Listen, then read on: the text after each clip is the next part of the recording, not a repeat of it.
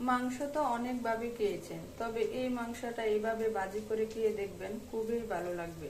Hello everyone, আসসালামু আলাইকুম। সবাই কেমন আছেন? আশা করি ভালো আছেন। আমি এখানে সয়াবিন তেল দিয়ে দিয়েছি।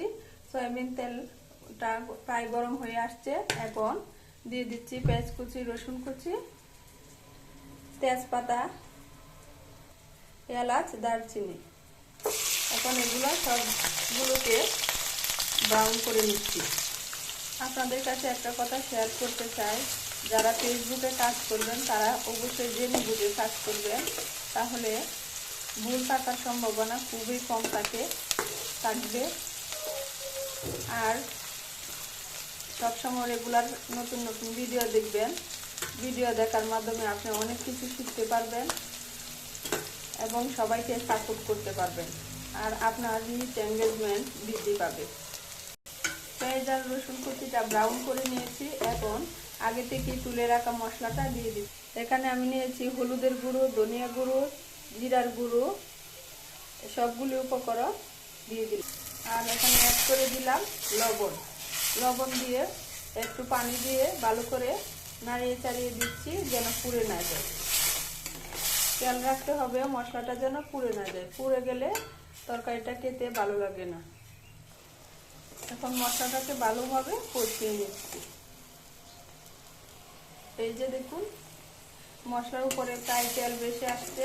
এখন আগে থেকে কেটে রাখা মুরগির মাংসের পিসগুলি দিয়ে দিচ্ছি। দেখুন মশলাটা প্রায় কষানো শেষ। এখন মাংসগুলি দিয়ে দিলাম। এখন এই অংশগুলো ভালো করে মশলার মধ্যে কষিয়ে নিচ্ছি।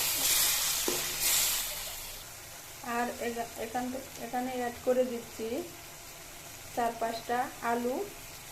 এখানে আমি আলুগুলোকে ধুয়ে কেটে পরিষ্কার করে রেখেছিলাম আগে থেকে, এখন অ্যাড করে দিলাম। সবগুলি উপকরণ একসাথে ভালো করে কষিয়ে নেব। এই মাংস এভাবে রান্না করলে ছোট থেকে বড় সবাই খুব মজা করে খাবে এবং খুবই পছন্দ করবে। আপনারা একবার হলে বাসায় ট্রাই করে দেখতে পারবেন। আরেকটা কথা বলে রাখি, ভিডিওতে কোনো রিলস ভিডিওতে কোনো ছবি আপলোড করবেন না। চিত্র দিয়ে আপলোড করলে এখানে ইস্যু চলে আসে, তাই এই ভুলটা কখনোই কেউ করবেন না। এই ভুলটা করলে একদিন না একদিন আপনার পেজে ইস্যু চলে আসবে। সবসময় বুঝে শুনে সবসময় কাজ করবেন, তাহলে দেখবেন একদিন না একদিন সফলতা আসবেই আসবে। এই যে দেখুন, আপনাদের সাথে কথা বলতে বলতে আমার তরকারিটা প্রায় রান্না হয়ে গেছে। এখন নামানোর পালা।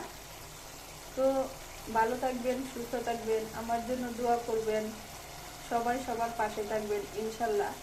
Thanks for watching. আল্লাহ হাফেজ।